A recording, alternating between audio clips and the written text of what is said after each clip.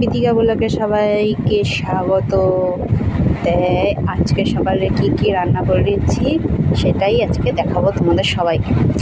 তাই এখানে দেখেছো থালার ভিতরে গরম গরম ভাত পড়ে গেছে। আজকে আমাদের পুরো মেনুটাই হচ্ছে আমিষ।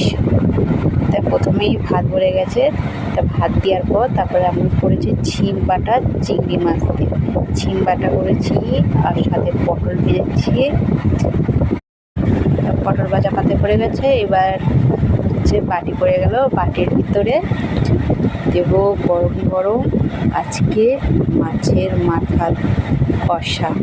তাই এটা হচ্ছে ভেটকি মাছের মাথা, সেটা মশলা টশলা দিয়ে ভালো করে কষিয়ে ঝাল ঝাল করে আজকে রান্না করেছি।